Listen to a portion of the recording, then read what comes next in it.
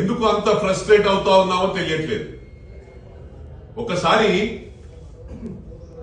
ఓ 1 week back ఓ 10 days back మీరు back వెళ్ళి చూస్తే మొగాడివా అన్నది నువ్వా కాదా అని చెప్పి ఆత్మ పరిశీలన చేసుకోవాలి.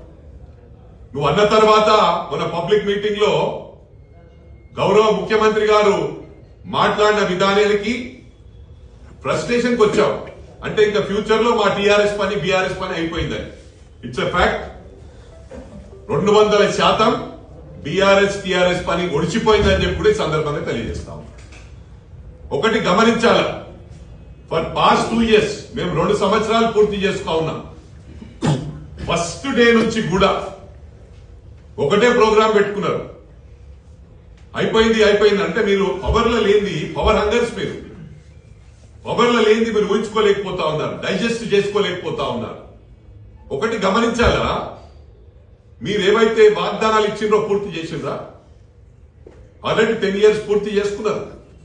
మీరు చేయలేకపోయింది చెప్పవలసిన అవసరం ఉంది. ఈరోజు వి గాట్ ఎనఫ్ టైం. ఇంకా 3 ఏళ్ళు ఉంది మాకు.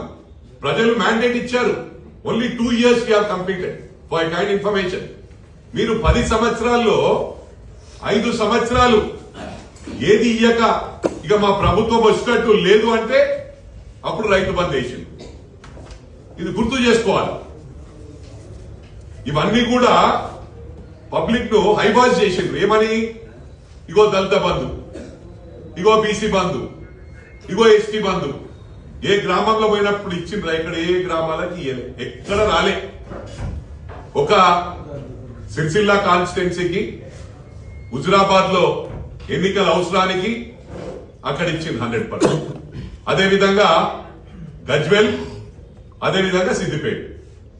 అంటే ఎవరబ్బ సొమ్మిది?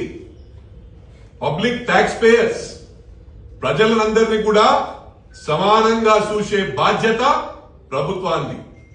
ఇలా మేము ప్రూవ్ చేసుకున్నాం.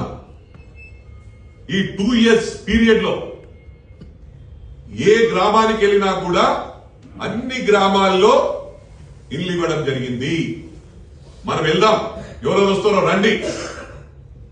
ప్రతి గ్రామంలో, రాష్ట్రంలో ప్రతి గ్రామంలో కూడా ఇల్లు ఇవ్వడం జరిగింది.